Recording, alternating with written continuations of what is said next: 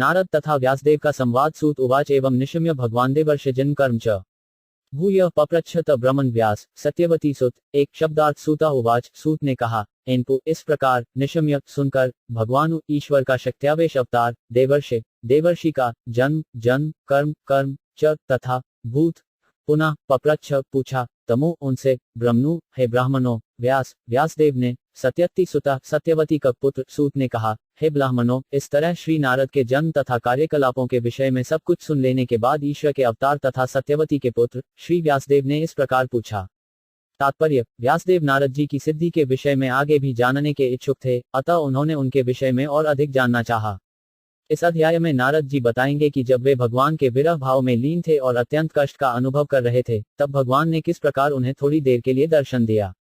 व्यास उवाच भिक्षुभिर्विप्रवसिते विज्ञानादेश भितव वर्तमानो वयस्याद्य तत् किम क्रोधवान। दो शब्दार्थ व्यास उवाच, श्री व्यासदेव ने कहा, भिक्षु भी महान साधुओं द्वारा त्रिप्रवर्सिते अन्य स्थानों को चले जाने पर विज्ञान अध्यात्म का वैज्ञानिक ज्ञान आदेश जिन्होंने उपदेश दिया था, तब आपका वर्तमान वयसी आयु के आद्यई प्रारंभ में तथा तत्पश्चात किम क्या अक्रोध किया भवानु आपने। श्री व्यासदेव ने नारद जी से कहा, आपने उन महामुनियों के चले जाने पर क्या किया जिन्होंने आपके इस जन्म के प्रारंभ होने से पूर्व आपको दिव्य वैज्ञानिक ज्ञान प्रदान किया था। तात्पर्य, व्यासदेव स्वयं नारद जी के शिष्य थे, अतएव गुरु से दीक्षित होने के बाद नारद ने जो कुछ किया उसे सुनने की उत्कंठा स्वाभाविक थी। वे नारद की ही भांति सिद्धावस्था प्राप्त करने के लिए उनके चरण चिन्हों का अनुसरण करना चाह रहे थे। आध्यात्मिक गुरु से पूछने की आकांक्षा जिज्ञासा प्रगति पथ पर बढ़ने के लिए आवश्यक है। इस विधि का शास्त्रीय नाम सद्धर्मपच्छा है। स्वयंभू कया वृत्या वर्तितम ते परबय कथ काले प्राप्ते कलैवरम। तीन शब्दार्थ स्वयंभू, हे ब्रह्मा के पुत्र, कया किस परिस्थिति में, वृत्या वृत्ति, वर्तितमो बिताया, तय आपक ने, परपु दीक्षा के बाद, वया आयु कथम कैसे, च तथा इदम यह, झदस्त्राक्षी छोड़ा काले समय आने पर, यथा समय प्राप्ते प्राप्त होने पर, कलैवर मुख शरीर को। हे ब्रह्मा के पुत्र, आपने दीक्षा लेने के बाद किस प्रकार जीवन बिताया और यथा समय अपने पुराने शरीर को त्याग कर आपने यह शरीर कैसे प्राप्त किया। तात्पर्य, पूर्वजन्म में नारद मुनि एक सामान्य दासी पुत्र थे, अतः वे शाश्वत जीवन आनंद तथा ज्ञान से परिपूर्ण इस स्वरूप को किस प्रकार प्राप्त कर सके, यह जानना महत्वपूर्ण है। श्री व्यासदेव ने इच्छा की कि नारद जी ये सारे तथ्य सबों की तुष्टि के लिए प्रकट करें। प्राकल्प विषयामिता स्मृति ते मुनिसितम न होश व्यवधात काल अश सर्वनिराकृति। चार शब्दार्थ प्राकृत पूर्ववर्ती, कल्प ब्रह्मा के एक दिन का समय, तविषयामु विषय वस्तु, ऐताम ये सब, स्मृतिम सुधि याद, तय तुम्हारी, मुनि सतम हे महासुनी, न नहीं ही निश्चय ही, एघ ये सब, व्यवधातु अंतर किया, काल समय आने पर, एघ ये सर्व सभी, निराकृते संहार है महामुनि, समय आने पर काल हर वस्तु का संहार कर देता है। अतएव यह कैसे संभव हुआ है कि यह विषय जो ब्रह्मा के इस दिन के पूर्व घटित हो चुका है, अब भी आपकी स्मृति में काल द्वारा अप्रभावित जैसे का तैसा बना हुआ है।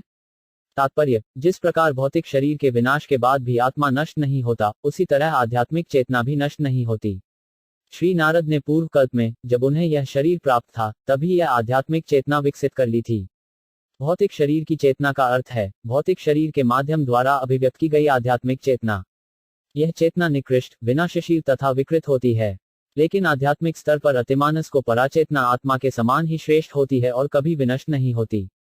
नारद उवाच भिक्षुभिर्विप्रवसिते विज्ञानादेश भिमैम वर्तमानो वयस्याद्य तत् एतत्कार्ष। पांच शब्दार्थ नारदा उवाच, श्री नारद ने कहा, भिक्षु भी मुनियों के द्वारा विप्रवसिते अन्य स्थान को चले जाने पर, विज्ञान व्यवहारिक आध्यात्मिक ज्ञान आदेश भी जिन्होंने मुझे प्रदान किया था, मम मेरा, वर्तमान वयसी आदय इस जीवन के पूर्व तथा तत्पश्चात, एतत् इतना आकाश संपन्न किया। श्री नारद ने कहा, जिन महर्षियों ने मुझे अध्यात्म का व्यवहारिक ज्ञान प्रदान किया था, वे अन्य स्थानों को चले गए और मुझे इस प्रकार से अपना जीवन बिताना पड़ा। तात्पर्य, पूर्वजन्म में जब नारद जी को महर्षियों ने कृपापूर्वक आध्यात्मिक ज्ञान प्रदान किया था, तो उनके जीवन में प्रत्यक्ष परिवर्तन आया था, यद्यपि वे तब 5 वर्ष के बालक थे। प्रामाणिक गुरु से दीक्षा प्राप्त करने के बाद दिखाई देने वाला यह महत्वपूर्ण लक्षण है। भक्तों की वास्तविक संगति से जीवन में आध्यात्मिक अनुभूति के लिए तेजी से परिवर्तन आता है। नारद मुनि के पूर्व जीवन में यह कैसे घटा, इसका एक एक करके इस अध्याय में वर्णन किया गया है। एकात्मजा में जन्नी योशिमूढ़ा च किड्डूरी। मयात्मजन्य एक तो चक्रे स्नेहानुबंधनम 6 शब्दार्थ एक आत्मजा केवल एक संतान बाली मैं मेरी जननी माता ने योषित स्त्री जाति मूढ़ा मूर्ख च तथा किडलरी दासी मथी मुझ आत्मजे संतान मैं अनन्य गतौर जिसकी रक्षा का कोई अन्य साधन नहीं चक्रे किया स्नेह अनुबंधन प्रमा के बंधन में बंधा मैं अपनी माता का इकलौता पुत्र था। वह न केवल भोली भाई स्त्री थी अपितु दासी भी थी। चूंकि मैं उसकी एकमात्र संतान था अतः उसकी रक्षा का कोई अन्य साधन न था, अतएव उसने मुझे अपने स्नेह पाश में बांध रखा था। सा स्वतंत्रा न कल्पासी द्योक्षेम ममेचती इशिष्य ही वशे लोको योष दारुमयी यथा 7 शब्दार्थ सा वह अस्वतंत्रा आश्रित थी न नहीं कल्पा समर्थ आसीत थी योगक्षेम लालन पालन मम मेरा इच्छती यद्यपि उत्सुक ईशस्त ईश्वर का ही क्योंकि वशे वश में लोक प्रत्येक व्यक्ति योश गुड़िया दारू गई काठ की बनी यथा जिस तरह वह मेरा लालन पालन अच्छी तरह करना चाहती थी, लेकिन पराश्रित होने के कारण वह मेरे लिए कुछ भी नहीं कर पाती थी।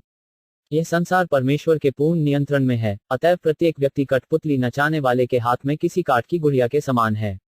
अहम च तदनमकुले उष्वांस्तदुपेक्षया दिग्देश काल व्युत्पन्नो बालक पंचहन 8 शब्दार्थ हमु मैं च भी तत् उस बरहाकुले ब्राह्मणों की पाठशाला में उष्वानु रहता था तत् उसका उपेक्षया आशित दिख देश दिशा तथा देश काल समय अव्युत्पन्न अनुभव विहीन बालका मात्र बालक पश्य 5 हाथना वर्ष का जब मैं केवल 5 वर्ष का बालक था तो एक ब्राह्मण की पाठशाला में रहता था। मैं अपनी माता के स्नेह पर आश्रित था और मुझे विभिन्न क्षेत्रों का कोई अनुभव न था।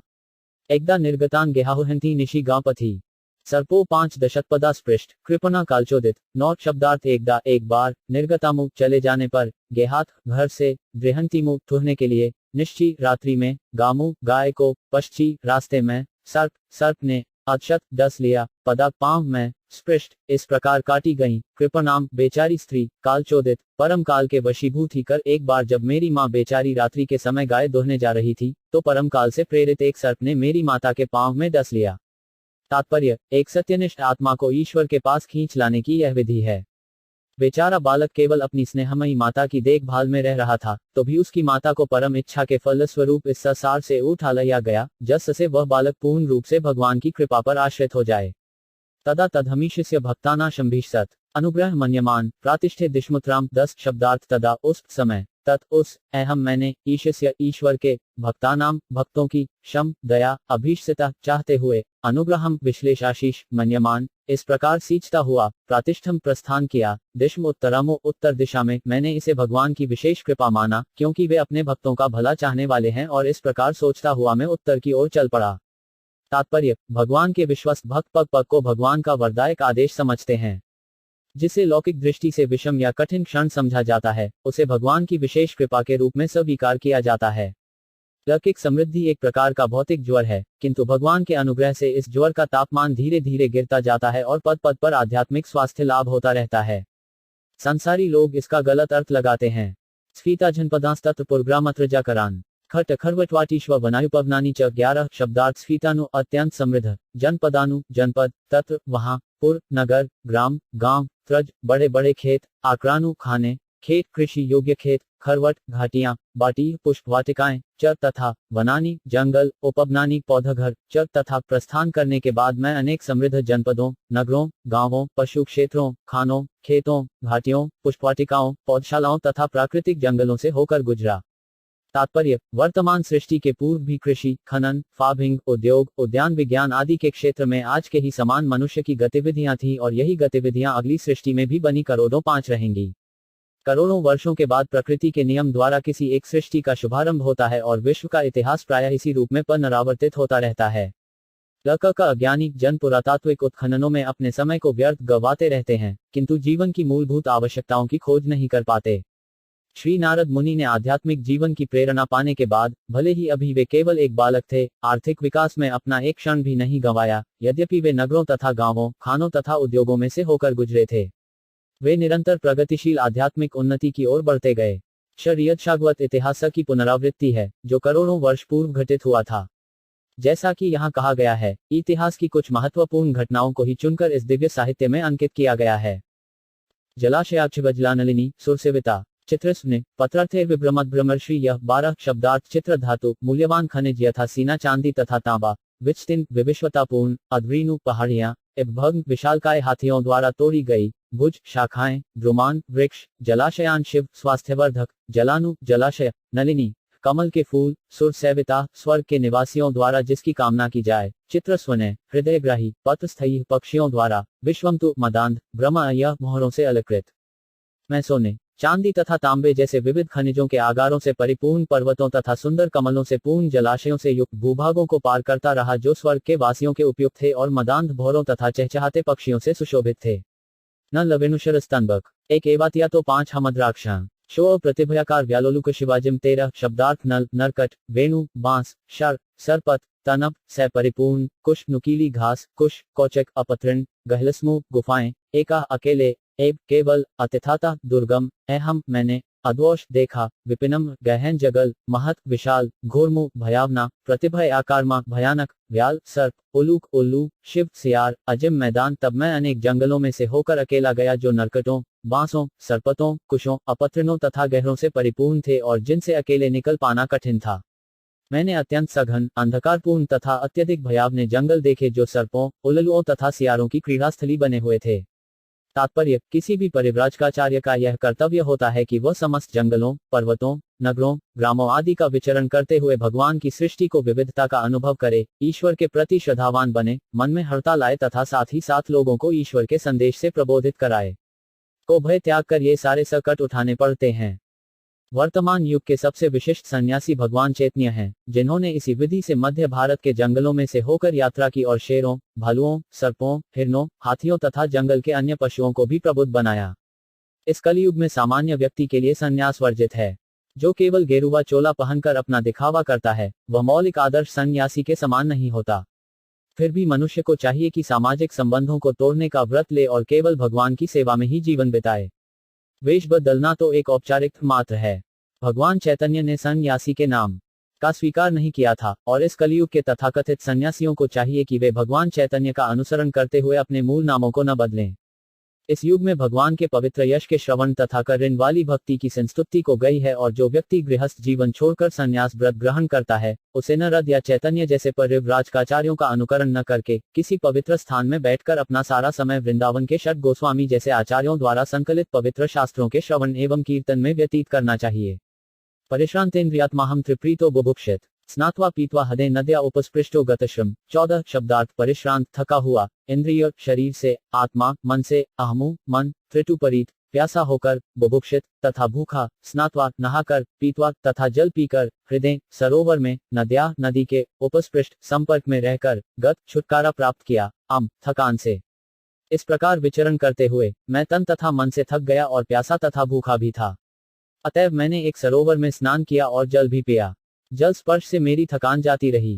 तात्पर्य परित्राजक को प्यास तथा भूख जैसी शरीर की आवश्यकताओं को गृहस्थों के द्वार पर भिक्षाटन करके नहीं अपितु प्रकृति के उपहारों से पूरा करना चाहिए। अतः परिव्राजक गृहस्थ के घर भिक्षाटन के लिए नहीं अपितु उसे आध्यात्मिक आलोक प्रदान करने के लिए जाता है। तस्मिन्निर्मनुजे 5 रण्ये पिप्लोपस्थ आश्रित आत्मनात्मान्मात्मस्थ यथाश्रुतमचिंतम 15 शब्दार्थ तस्मिनु उस निर्मनु रान अरण्ये वन में पीपल के वृक्ष के उपस्थित नीचे बैठकर आश्चित सहारा लेकर आत्मना बुद्धि से आत्मानम परमात्मा को आत्मस्थमु अपने में ही लीन यथाश्रुतमु जैसा मैंने मुक्त पुरुषों से सुन रखा था अचिंतमु विकनार करने लगा। उसके पश्चात उस वीरान जंगल में एक पीपल वृक्ष की छाया में बैठकर मैं अपनी बुद्धि से अपने अंतःकरण में स्थित परमात्मा का वैसे ही ध्यान करने लगा जिस प्रकार की मैंने मुक्तात्माओं से सीखा था। अपनी निजी 5 तात्पर्य मनुष्य को अपनी निजी सनक के अनुसार ध्यान नहीं करना चाहिए। उसे प्रामाणिक गुरु के पारदर्शी माध्यम से शास्त्रों के प्रमाण से तथा प्रत्येक हृदय में वास करने वाले परमात्मा के चिंतन में प्रशिक्षित अपनी बुद्धि के सही प्रयोग से भलीभांति जानना चाहिए। यह चेतना उन भक्तों में भलीभांति विकसित होती है जो अपने गुरु के आदेशों के अनुसार भगवान की प्रेममय सेवा करते हैं।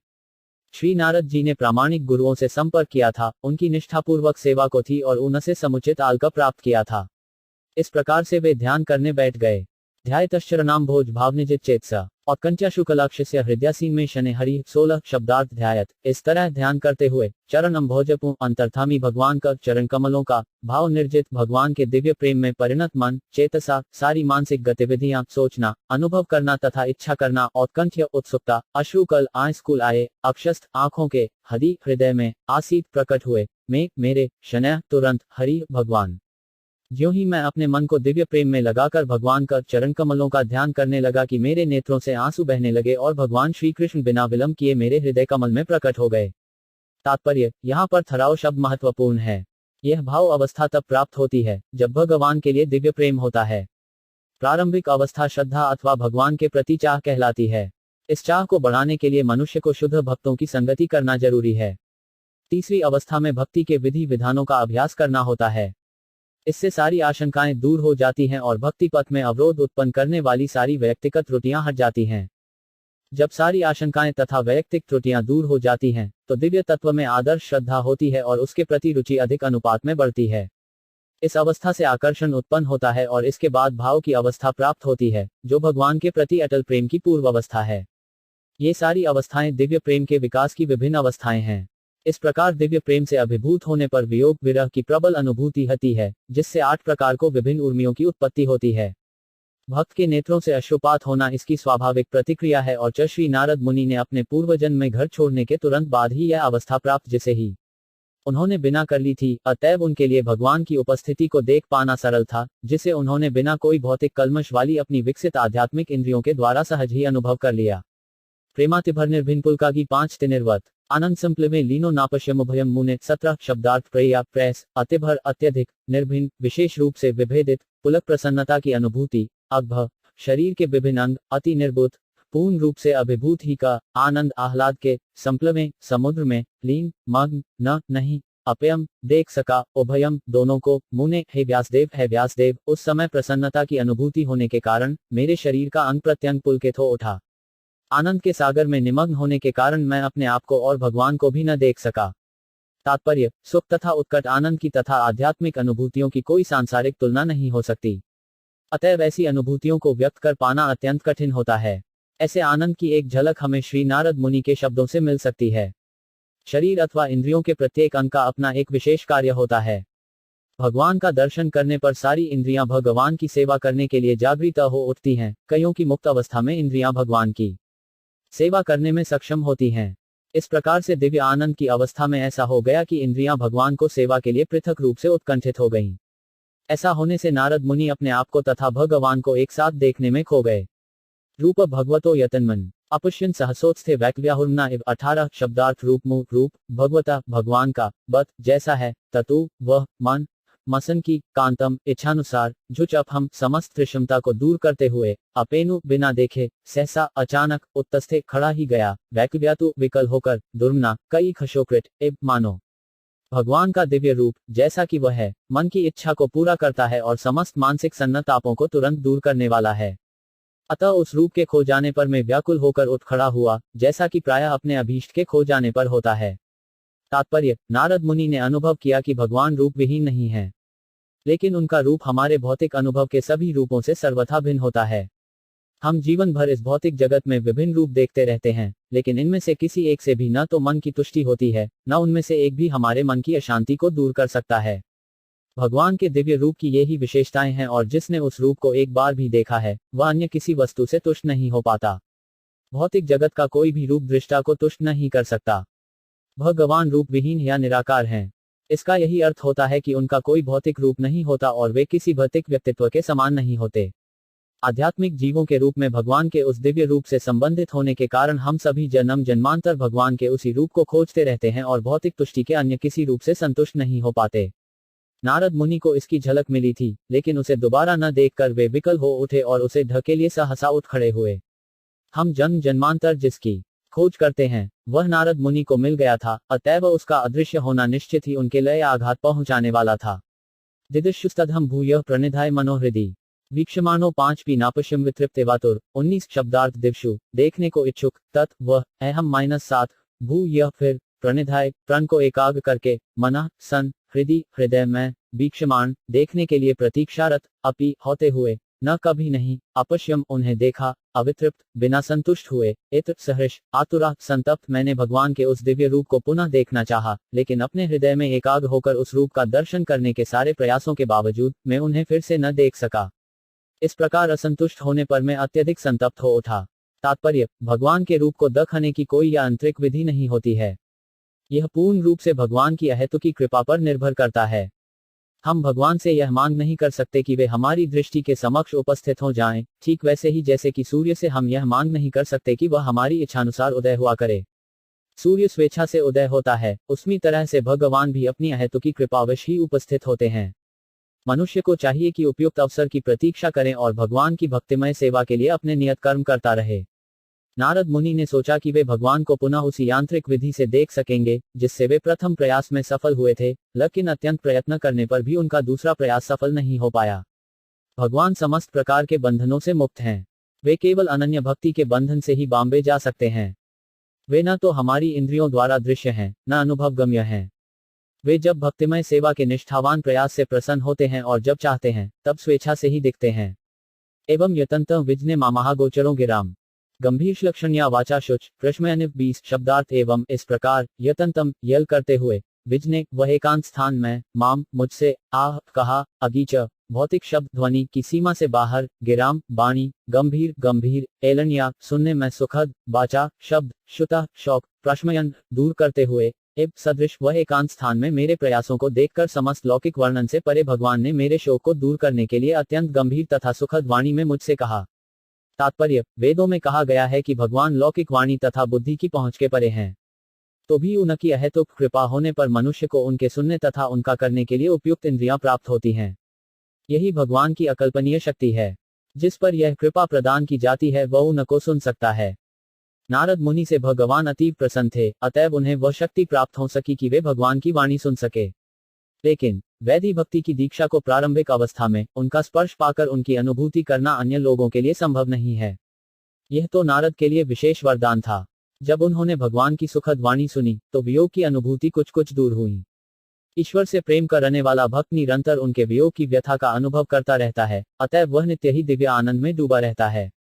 हंतामिजमनी भवान मां दृष्ट में हति अभिपकषायाना दुर्चोहम कुयोगी नाम 21 शब्दार्थ। हंत, हे नारद, अस्मिनु इस जन्मनि जन्म में, भवानु तुम, मां नहीं, माम मुझको, दर्शमु देखने के लिए, एह यहाँ, अर्हति योग्य हो, अविपक अप्रौढ़, कषायानाप भौतिक, कलमश दूरदर्श देख पाना कठिन, अहमु सेवा में अपूर्ण। भगवान ने कहा, हे नारद, मुझे खेद है कि तुम इस जीवन काल में अब मुझे नहीं देख सकोगे।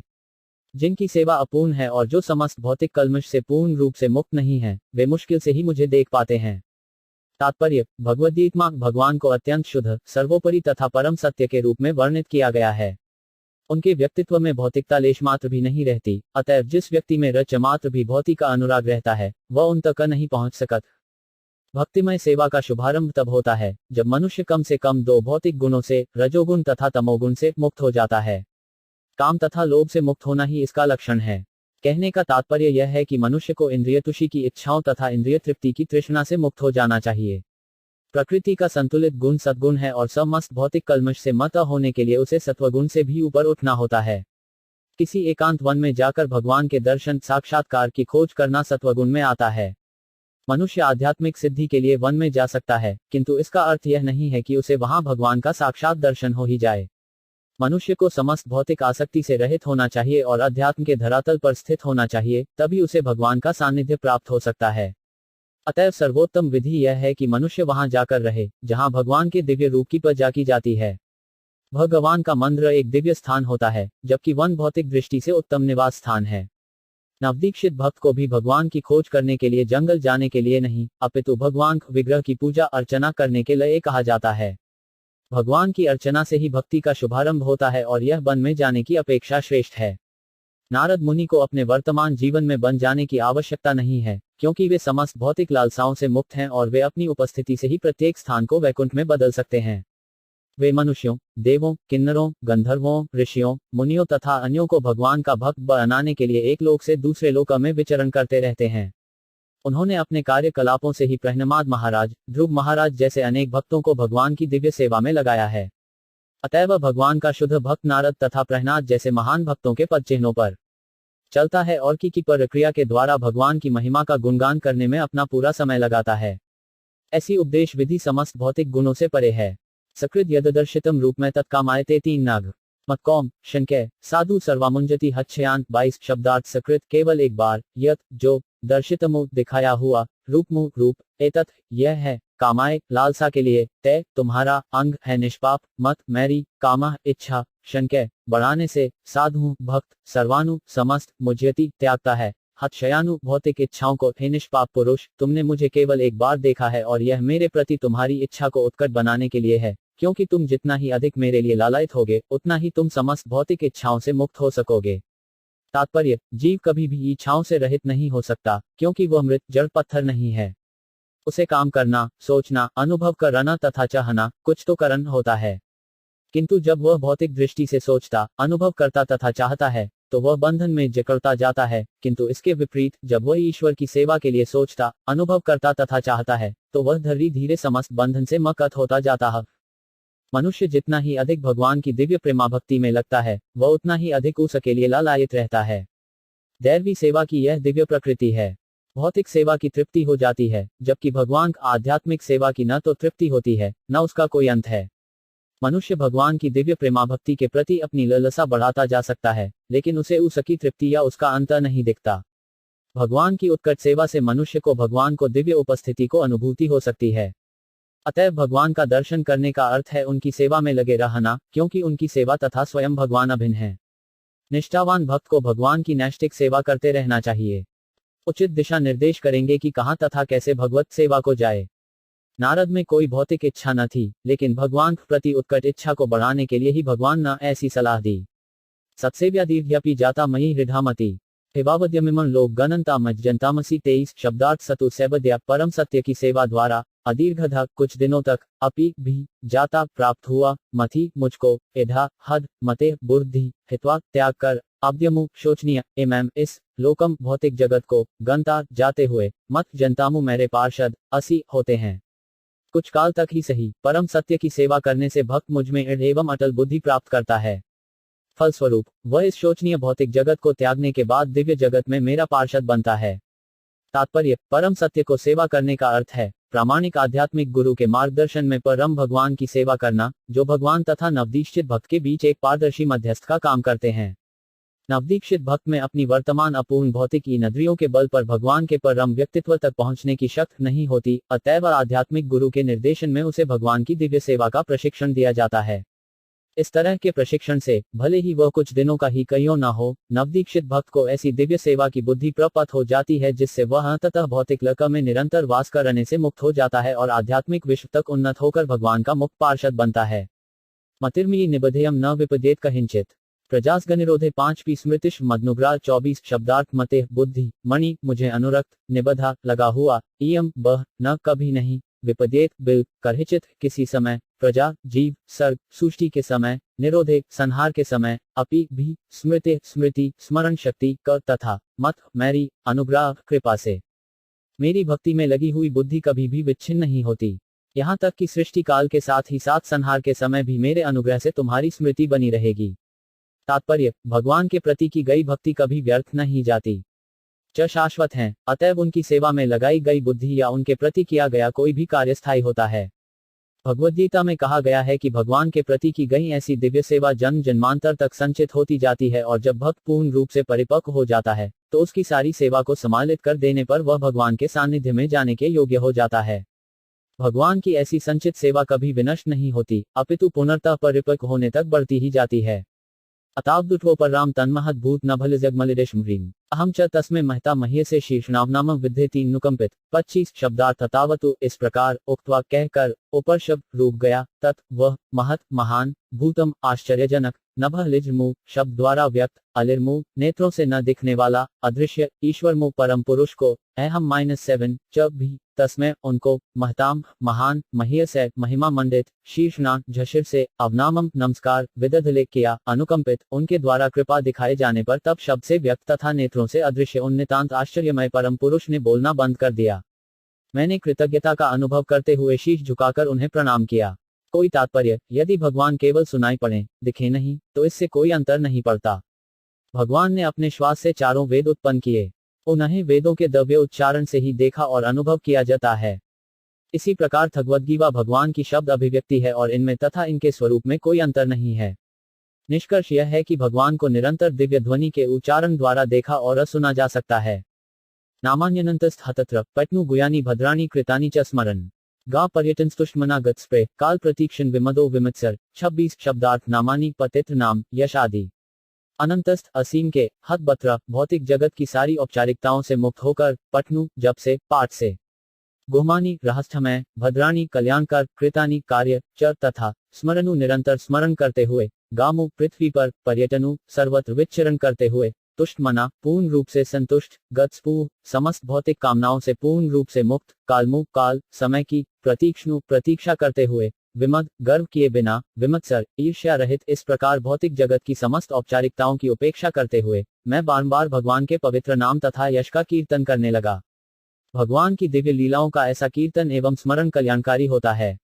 इस तरह मैं पूर्ण रूप से संतुष्ट विनम्र तथा ईर्ष्या द्वेष रहित होकर सारी पृथ्वी पर विचरण करने लगा। तात्पर्य, नारद मुनि ने अपने व्यक्तिगत उदाहरण द्वारा भगवान के निष्ठावान भक्त के जीवन का संक्षेप में वर्णन किया है। ऐसा भक्त भगवान से या भगवान के प्रामाणिक प्रतिनिधि से दीक्षा ग्रहण करने पर भगवान की महिमा का गंभीरतापूर्वक कीर्तन करता है और सारे संसार में विचरण करता है, जिससे अन्य लोग भी भगवान की महिमा का श्रवण कर सकें। ऐसे भक्तों को भौतिक लाभ की कोई इच्छा नहीं रहती।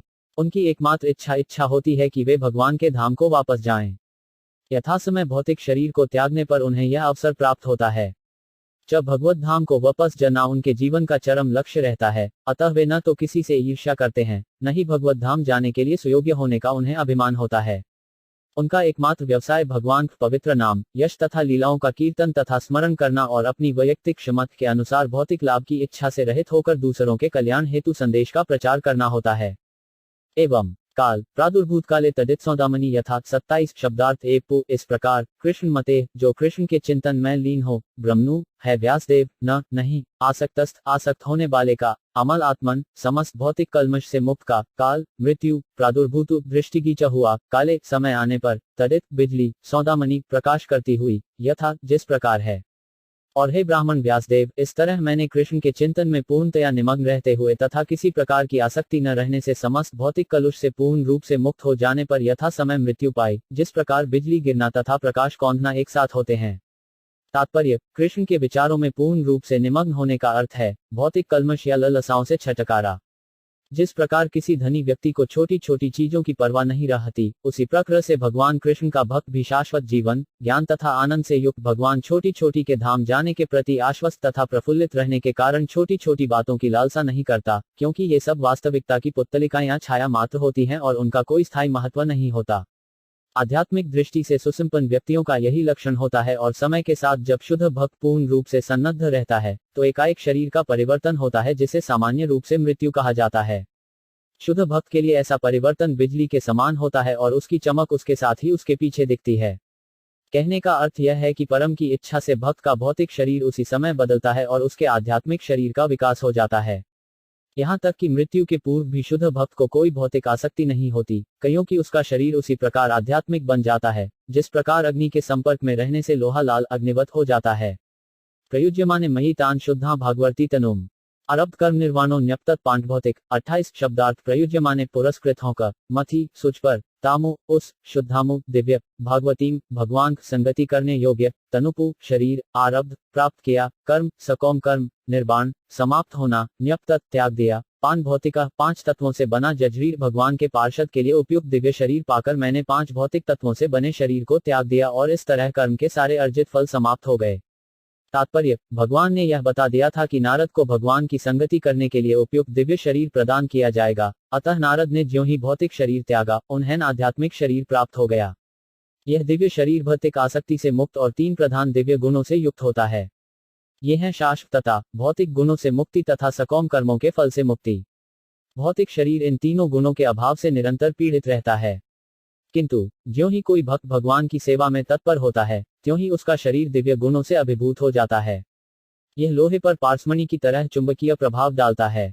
दिव्य भक्तिमय सेवा का प्रभाव भी उसी तरह होता है। फलत शरीर परिवर्तन का अर्थ है शुद्ध भक्त पर भौतिक प्रकृति के तीनों गुणों की प्रतिक्रिया की समाप्ति। शास्त्रों में ऐसे अनेक उदाहरण मिलते हैं। ध्रुव महाराज, प्रहलाद महाराज तथा अन्य अनेक भक्त इसी शरीर से भगवान का साक्षात्कार कर सके। इसका अर्थ यह हुआ कि भक्त के शरीर का गुण भौतिक से दिव्य में बदल जाता है। प्रामाणिक शास्त्रों के आधार पर प्रधिकृत गोस्वामियों का यही अभिमत है। ब्रह्म संहिता में कहा गया है कि इंद्रगोप कीट से लेकर स्वर्ग के महान राजा इंद्र तक सारे जीव कर्मक नियम के अधीन हैं और उन्हें अपने अपने कर्मों के फल को भोगना पड़ता है। केवल भक्त ही सर्वोपरि सत्ता पुरुषोत्तम भगवान की अहेतुकी कृपा से इन कर्म बंधनों से मुक्त हैं। कल्पांत इदमादाय शयानम स्युदन्वत शिशिशोर्नुप्राणम विभीषुन्तरहम विभो 29। शब्दार्थ कल्प अंते ब्रह्मा के दिन के अंत में इदम यह आदाय लेकर समेट कर शयाने शयन करते हुए अंभसी कारण जल में उदन्वत विनाश संहार शिशयशों भगवान नारायण का लेटना अनुप्राण मुख श्वास लेना विभिषेक प्रवेश किया अंत भीतर अहम मैंने विभो ब्रह्मा जी के कल्प के अंत में जब भगवान नारायण प्रलय के जल में लेट गए तब ब्रह्मा जी समस्त सृष्टिकारी तत्वों सहित उनके भीतर प्रवेश करने लगे और उनके श्वास से में भी भीतर चला गया। तात्पर्य, नारद ब्रह्मा के पुत्र के रूप में उसी तरह विख्यात हैं जिस प्रकार भगवान कृष्ण वसुदेव के पुत्र रूप में भगवान तथा नारद जैसे उनके मुक्त भक्तगण इस संसार में एक ही विधि से प्रकट होते हैं।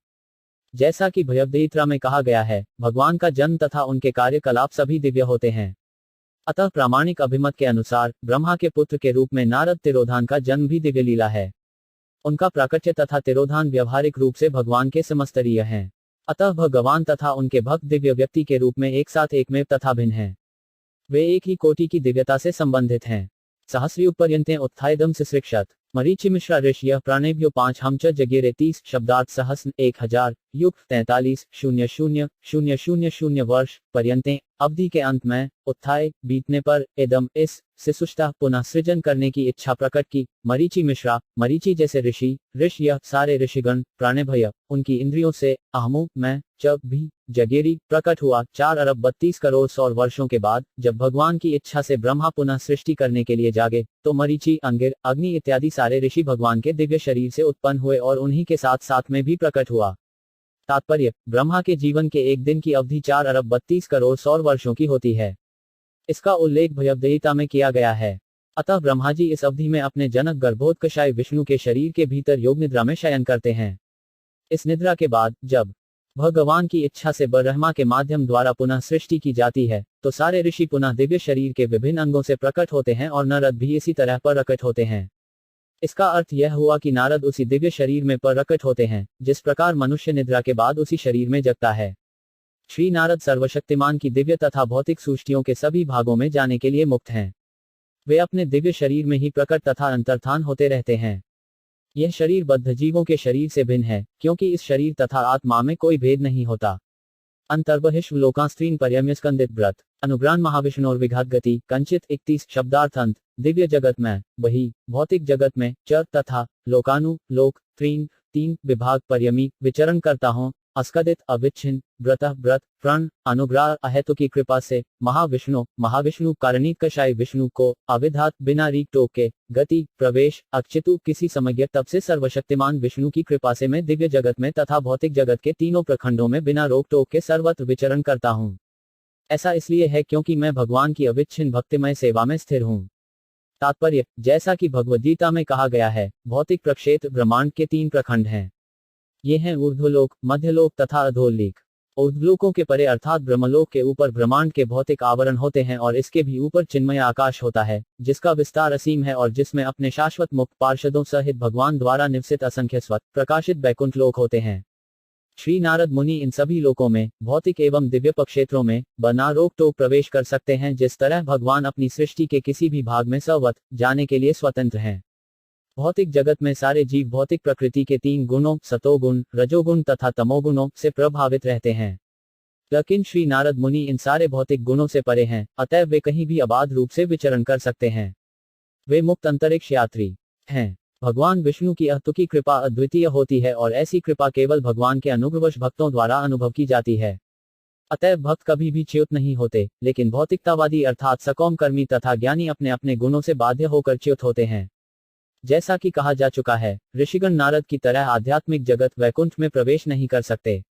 इस तथ्य का उद्घाटन नरसिंह पुराण में किया गया है। मरीचि जैसे ऋषि सकौम कर्म के पंडित हैं तथा सनक एवं सनातन जैसे ऋषि दार्शनिक चिंतन ज्ञान के प्रमाण हैं, किंतु श्री नारद मुनि ही भगवान की दिव्य भक्ति के मूल अधिकारी हैं। भगवान भक्ति के सारे बड़े बड़े अधिकारी नारद भक्ति सूत्र अनुसार नारद मुनि के चरण चिन्हों का अनुसरण करते हैं। अतएव भगवान के सारे भक्त भगवान के राज्य वैकुंठ में बिना किसी हिचक के प्रवेश करने के पात्र होते हैं। देवदत्ता मिमा वीणा स्वर ब्रह्म विभूषिताम मूर्छित्वा हरिथान गायमानश्वराम्यहम 32 शब्दार्थ देव पूर्ण पुरुषोत्तम भगवान श्री कृष्ण द्वारा दताम प्रदत्त इमामो इस वीणामो वीणा को स्वर स्वर बोल ब्रह्म दिव्य विभूषितामो मूर्छथिवा स्पंदन करती हरि कथाम दिव्य संदेश को गायमान निरंतर गाते हुए चरामी विचरण करता हूँ अहम मैं, और इस तरह मैं भगवान की महिमा के दिव्य संदेश का निरंतर गायन करते हुए और इस वीणा को झंकृत करते हुए विचरण करता रहता हूँ जो दिव्य ध्वनि से पूरित है और जिसे भगवान कृष्ण ने मुझे दिया था। तात्पर्य, लिंग पुराण में नारद को भगवान कृष्ण द्वारा प्रदत्त तारयुक्त वाद्य यंत्र वीणा का वर्णन दिया गया है और इसकी पुष्टि श्री जीव गोस्वामी द्वारा की गई है। यह दिव्य वाद्य भगवान श्री कृष्ण तथा नारद जी से अभिन्न है क्योंकि ये सभी एक ही दिव्य कोटि के हैं। इस वाद्य द्वारा झंकृत ध्वनि कभी भौतिक नहीं हो सकती, अतएव नारद के इस वाद्य द्वारा प्रसारित महिमा तथा लीलाएं भी दिव्य हैं, उनमें भौतिकता का जरा भी उन्माद नहीं है। सप्त स्वर शब बज्र री ऋषभ गात गैंगधार ये मध्यम प पच्चय ध धैवत तथा नी निषाद भी दिव्य हैं और विशेष रूप से दिव्य गीतों के लिए हैं। भगवान के शुद्ध भक्त के रूप में श्री नारद देव भगवान द्वारा प्रदत्त इस वीणा के ऋण से सदैव उऋण होते हैं क्योंकि वे निरंतर उनके दिव्य यश का गायन करते रहते हैं और इस प्रकार अपने उच्च पद पर अच्युत हैं। भौतिक जगत के स्वरूप सिद्ध व्यक्ति को भी श्री नारद मुनि के पद चिठों का अनुसरण करते हुए सप्तस्वरों अर्थात 5 रीगा सम आदि का व्यवहार भगवान की सेवा में उनकी महिमा के निरंतर गायन द्वारा करना चाहिए, जैसी कि भगवद्गीता पुष्टि हुई है। प्रगायत स्ववीर्याणि तीर्थपाद प्रियश्रवा आहूत में शीघ्र दर्शन याति चेतसी 33 शब्दार्थ प्रगायतः इस प्रकार गाते हुए स्ववीर्याणि अपनी लीलाएं तीर्थ पादः भगवान जिनके चरण कमल समस्त पुण्यों या पवित्रता के स्रोत हैं, प्रिय अवाह सुनने में सुखद, आहूत बुलाया गया, इब मानो में मुझको शीघ्र जल्दी ही दर्शन दर्शन याति प्रकट होता है, चेतसी हृदय स्थल में ज्यों ही मैं भगवान श्री कृष्ण की सुमधुर महिमा की पवित्र लीलाओं का कीर्तन करना प्रारंभ करता हूँ त्यों ही वे मेरे हृदय स्थल में प्रकट हो जाते हैं मानो उनको बुलाया गया हो। तात्पर्य, परम पूर्ण भगवान अपने दिव्य नाम रूप लीलाओं तथा उनकी शब्द ध्वनियों से भिन्न नहीं है। ज्यों ही शुद्ध भक्त उनके नाम रूप तथा लीलाओं का श्रवण कीर्तन तथा स्मरण करते हुए शुद्ध भक्ति में लग जाता है त्यों ही भगवान आध्यात्मिक दृष्टपटल टेलीविजन के द्वारा शुद्ध भक्त के हृदय रूपी दर्पण पर अपना प्रतिबिंब उसकी दिव्य आंखों के सामने दिखलाते हैं। अतएव शुद्ध भक्त जो भगवान से दिव्य प्रेमाभक्त के कारण जुड़ा रहता है प्रतिक्षण भगवान की उपस्थिति का अनुभव कर सकता है। यह सहज मनोविज्ञान है कि प्रत्येक व्यक्ति दूसरे व्यक्ति के मुख से अपने यश का वर्णन सुनकर आनंदित होना पसंद करता है। यह सहज स्वभाव है और भगवान भी अन्यों की भांति एक व्यक्तित्व होने के कारण इस मनोविज्ञान से अलग नहीं है क्योंकि हर व्यक्तिगत आत्मा में पाए जाने वाले मनोवैज्ञानिक लक्षण परम भगवान के उसी मनोविज्ञान के प्रतिबिंब ही हैं। अंतर केवल इतना है कि भगवान सर्वश्रेष्ठ पुरुष हैं और अपने समस्त कार्यों में अलौकिक हैं। अतः यदि शुद्ध भक्त द्वारा अपने यश के गायन से भगवान आकृष्ट होते हैं तो इस समय कोई विस्मय नहीं होना चाहिए। चूंकि वे परम पूर्ण हैं अतः वे अपने महिमा गायन से प्रकट हो सकते हैं और ये दोनों बातें एक हैं। श्री नारद भगवान की महिमा का कीर्तन किसी निजी लाभ के लिए नहीं अपितु इसलिए करते हैं क्योंकि यह महिमा गायन भगवान से अभिन्न होता है। नारद मुनि अपने दिव्य कीर्तन से भगवान के समक्ष पहुंच पाते हैं। एतद्धत्यातुरचित्ताना मात्रा स्पर्शे छया मोहु भवसिन्धुप्लवो दृष्टो हरिचर्यानुवर्णमम 34 शब्दार्थ एततु यह ही निश्चय ही आतुर चितानामो उन लोगों का जिनके चित्त सदैव चिंताओं से भरे रहते हैं, मातना विषय वस्तुएं स्पर्ण इच्छ्रियां इच्छया इच्छाओं के द्वारा मोह सैव भवसिष्धु अज्ञान रूपी सागर प्लवः नाव दृष्ट अनुभव की गई हरिचर्य भगवान हरि के कार्यकलापी का अनुवर्ण नमो निरंतर गायन। यह मेरा निजी अनुभव है कि जो लोग विषय वस्तुओं से संपर्क की इच्छा रखने के कारण सदैव चिंताग्रस्त रहते हैं वे भगवान की दिव्य लीलाओं के निरंतर कीर्तन रूपी सर्वाधिक उपयुक्त नाव पर चढ़कर अज्ञान रूपी सागर को पार कर सकते हैं। तात्पर्य, जीव का लक्षण यह है कि वह थोड़े समय के लिए भी मना नहीं रह सकता। वह कुछ न कुछ करता रहता है, कुछ न कुछ सोचता या बोलत रहता है। सामान्य रूप से भौतिकतावादी लोग ऐसे विषयों के बारे में सोचते तथा बातें करते हैं जो उनकी इंद्रियों को तुष्ट करने वाले होते हैं। चूंकि ये सारी बातें बहिरंगा शक्ति के प्रभाववश की जाती हैं अतएव इंद्रियों को इस संतुष्टि के कार्यों से उन्हें कोई संतुष्टि नहीं मिल पाती, उल्टे वे चिंताओं से पूर्ण होते जाते हैं। यह माया कहलाती है जिसका अर्थ है वह जो नहीं है। ऐसी वस्तु जो उन्हें तुष्टि पर प्रदान नहीं कर पाती उसे तुष्टि की वस्तु मान लिया जाता है। अतएव नारद मुन अपने निजी अनुभव से बताते हैं कि इंद्रिय दृष्टि में निगत ऐसे हताश लोगों की तुष्टि भगवान की लीलाओं के निरंतर कीर्तन से हो सकती है। बात इतनी सी है कि विषय वस्तु को केवल बदल देना होता है। न तो कोई किसी जब को सोचने से रोक सकता है, न अनुभव करने चाहने या कार्य करने से रोक सकता है। कतु यदि कोई वास्तविक सुख चाहता है तो उसे केवल विषय वस्तु बदलना होगी। उसे चाहिए कि वह मर्त्य मनुष्य की राजनीति की चर्चा न चलाकर स्वयं भगवान द्वारा संचालित राजनीति की चर्चा चलाए। वह सिनेमा पात्रों के कार्यकलापों में रुचि न दिखाकर भगवान की उनके नित्य पार्षदों यथा गोप्रियों तथा लक्ष्मियों के साथ को लीलाओं की ओर ध्यान दे। सर्वशक्तिमान भगवान अपनी अहेतुकी कृपावश पृथ्वी पर अवतरित होते हैं और संसारी पुरुषों को ही भांति अपने कार्य दिखलाते हैं, लेकिन साथ ही वे अति अद्वितीय हैं, क्या वे सर्वशक्तिमान हैं। वे समस्त बद्ध जीवों के लाभ के लिए ऐसा करते हैं, जिससे वे लोग अध्यात्म की ओर ध्यान दें। ऐसा करने से बद्ध जीव क्रमशः दिव्य पद पर उन्नत होता है और समस्त कष्टों के स्रोत इस भवसागर को पार करता है। श्री नारद मुनि जैसे प्रामाणिक अधिकारी ने अपने निजी अनुभव से ऐसा कहा है।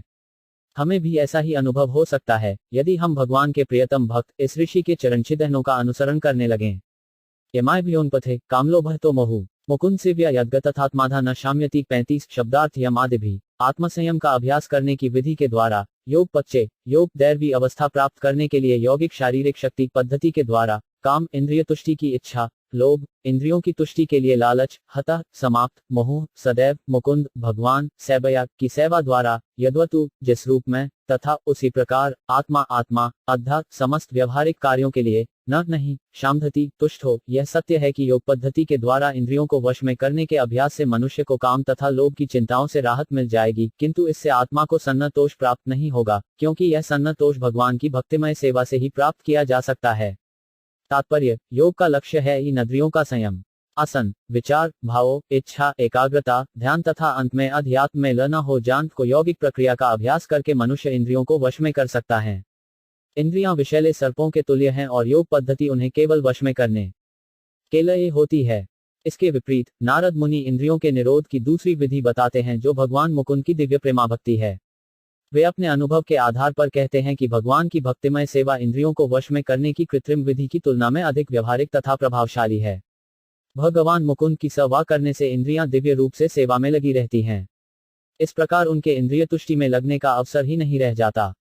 इंद्रियों को कुछ काम कोई रोकना चाहिए, कृत्रिम ढंग से उन्हें रोकना कोई रोकना नहीं है, क्योंकि ज्यों ही भोग का कोई अवसर आता है त्यों ही सांप जैसी इंद्रियां अवश्य उसका लाभ उठाना चाहती हैं। इतिहास में ऐसे अनेक दृष्टांत मिलते हैं, यथा विश्वामित्र मुनि का मेनका के सौंदर्य पर मोहित होना। इसी तरह सुंदर वस्त्रों से सज्जित होकर माया आधी रात के समय ठाकुर हरिदास को मोहने आई, किंतु वह इस भक्त को अपने जाल में फंसा न सकी। भाव यह है कि भगवाक भक्तिम यह सेवा के बिना न तो योग पद्धति न ही शुष्क चिंतन कभी सफल हो सकता है। आत्म साक्षात्कार प्राप्त करने का सर्वश्रेष्ठ उपाय है सकौम कर्म ध्यान योग या शुष्क चिंतन से रंजित हुए बिना भगवान को शुद्ध भक्ति करना। ऐसी शुद्ध भक्तिमय सेवा दिव्य होती है और योग तथा ज्ञान की पद्धतियां ऐसी विधि से गौण होती हैं। जब दिव्य भक्ति के साथ किसी अन्य गौण पद्धति को मिला दिया जाता है तो वह दिव्य नहीं रह जाती, अपितु मिश्रित भक्ति कहलाती है।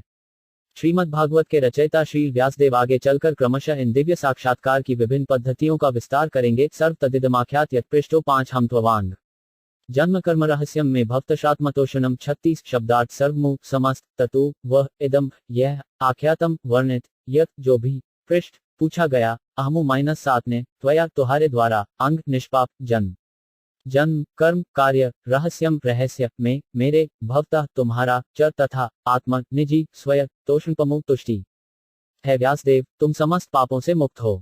इस तरह जैसा तुमने पूछा उसी के अनुसार मैंने अपने जन्म तथा आत्म साक्षात्कार के लिए किए गए कर्मों की व्याख्या की है। यह तुम्हारे आत्म संतोष के लिए भी लाभप्रद होगा। तात्पर्य, व्यासदेव को जिज्ञासाओं की तुष्टि के लिए अध्यात्म अवस्था से प्रारंभ करके भक्तिमय कार्य की पद्धति की सम्यक विवेचना की गई है। नारद ने बताया है कि किस प्रकार दिव्य संगति के द्वारा भक्त रूपी बीज बोया गया और वह किस तरह मुनियों से श्रवण करने पर धीरे धीरे बढ़ता गया। ऐसे श्रवण से सांसारिकता से विरक्ति उत्पन्न होती है, यहाँ तक कि एक छोटे से बालक ने अपनी एकमात्र संरक्षिका माता को मृत्यु के समाचार को ईश्वर का आशीर्वाद मानकर स्वीकार किया और वह तरंथी भगवाक खज में निकल पड़। फिर भगवान साक्षात्कार करने की उसकी प्रबल इच्छा स्वीकार हुई, यद्यपि सांसारिक नेत्रों से भगवान देख पाना किसी के लिए संभव नहीं है। उन्होंने यह भी बताया कि शरद दिव्य सेवा करके मनुष्य का सब प्रकार संचित कर्मों के फल से छुटकारा पा सकता है और किस प्रकार उन्होंने इस भौतिक शरीर को ही आध्यात्मिक शरीर में परिणत किया। केवल आध्यात्मिक शरीर को ही भगवान के आध्यात्मिक परिमंडल में प्रवेश मिलता है और केवल शुद्ध भक्त ही भगवत धाम में प्रवेश पाने का अधिकारी होता है।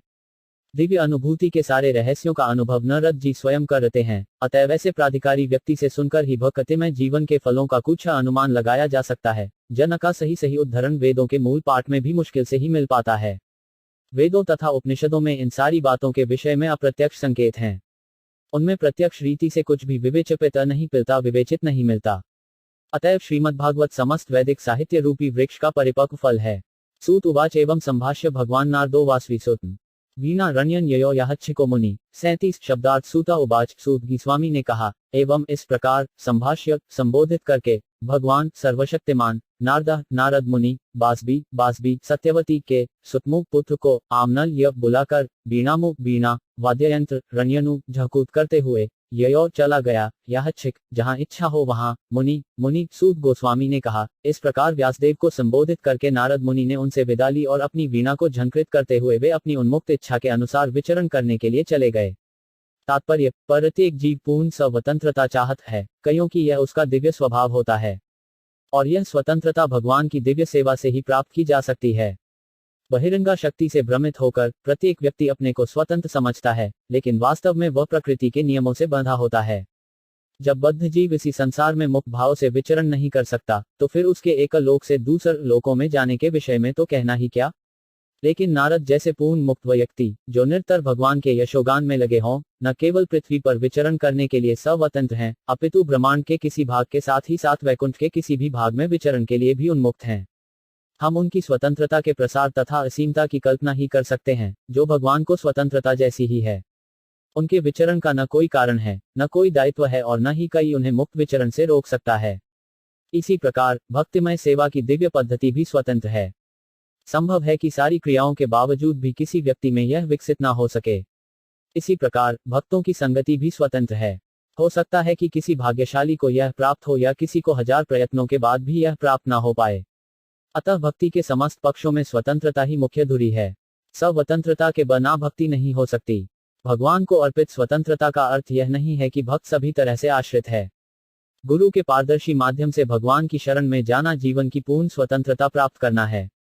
अहो देवशिर्धन्यो 5 यम यत्कीर्ति शार्दधन्वन गायन्माचन्निदम तंत्रया रम्यत्यातुर जगत 38 शब्दार्थ हो धन्य हो देवशे देवताओं के ऋषि, धन्य सफल हो अयम यत जो कोई कीर्तिमु यछठ शार्ज धनवन भगवान का गायनु गान करते हुए माद्यनु आनंद लूटते हुए इदम इस तंत्या के सहारे रंबती जीवन दान देता है आतुरम विपन जगत संसार देवर्षि नारद धन्य हैं, क्योंकि वे भगवान की लीलाओं का यशोगान करते हैं और ऐसा करके वे स्वयं तो आनंद लूटते ही हैं और ब्रह्मांड के समस्त संतप्त जीवों को भी अभिप्रेरणा प्रदान करते हैं। तात्पर्य, श्री नारद मुनि अपनी वीणा भगवान की दिव्य लीलाओं के यशोगान करने तथा ब्रह्मांड के समस्त दुखी जीवों को सहारा दिलाने के लिए बजाते हैं। इस ब्रह्मांड में कोई भी सुखी नहीं है और जिसे हम सुख के रूप में अनुभव करते हैं वह माया का मोह है। भगवान की माया इतनी प्रबल है कि मलभक्षी शुक्र तक अपने को सुखी अनुभव करता है। इस भौतिक जगत के भीतर वास्तविक रूप में कोई भी सुखी नहीं हो सकता। श्री नारद मुनि दुखी वासियों को अभिप्रेरणा प्रदान करने के लिए सर्वत्र विचरण करते रहते हैं। उनका एकमात्र उद्देश्य उन्हें भगवान के धाम वापस ले जाना है। यही उद्देश्य उन सारे असली भगवत भक्तों का है जो इस महर्षि के पदचिन्हों पर चलते हैं। इस प्रकार श्रीमद्भागवत के प्रथम स्कंध के अंतर्गत नारद तथा व्यासदेव का संवाद नामक छठे अध्याय के भक्तिवेदांत तात्पर्य पूर्ण हुए।